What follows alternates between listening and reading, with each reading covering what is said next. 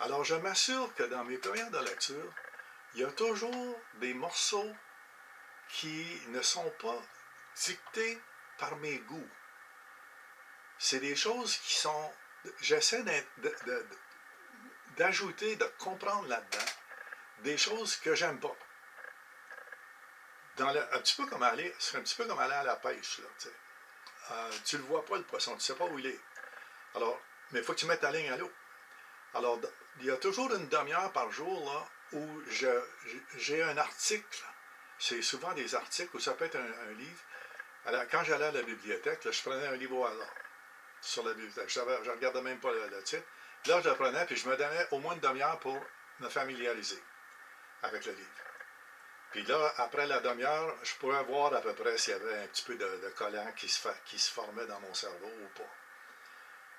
Très souvent, il y avait beaucoup. Je dirais que dans mon cas, moi, je suis un peu curieux, puis je suis prêt à perdre du temps à faire ces choses-là.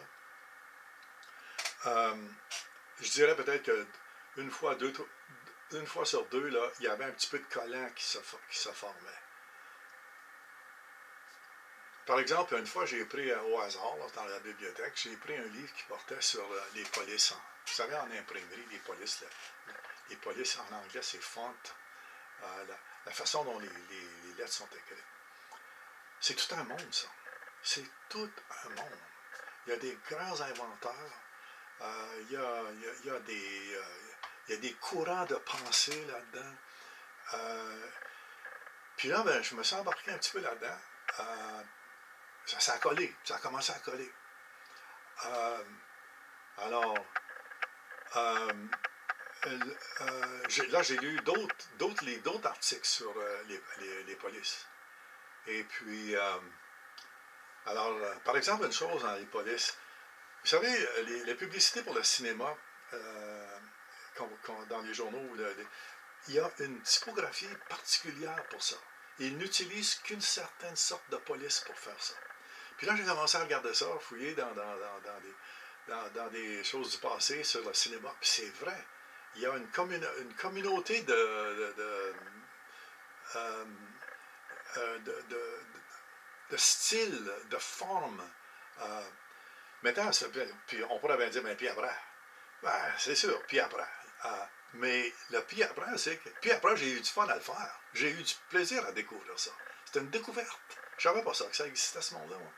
Puis il y a des gens qui passent leur vie là-dedans, passionnés. Puis il y a des gens qui ont des coups de génie pour trouver d'autres façons de travailler à l'intérieur des polices.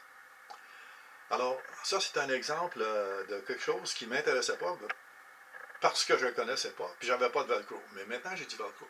Chaque fois maintenant qu'il y a une référence à la police quelque part, là, pas les polices avec les crimes, là, je parle de l'imprimerie. Là. Chaque fois qu'il y a une référence à ça, là, ça connecte. Oh, ça m'intéresse un petit peu, ça va aller voir ça. Puis, je reviens tout le temps après avoir passé 10-15 minutes de plaisir. T'sais. Alors, je fais ça pour j'essaie d'élargir. C'est ça qu'il faut faire. C'est se donner des goûts.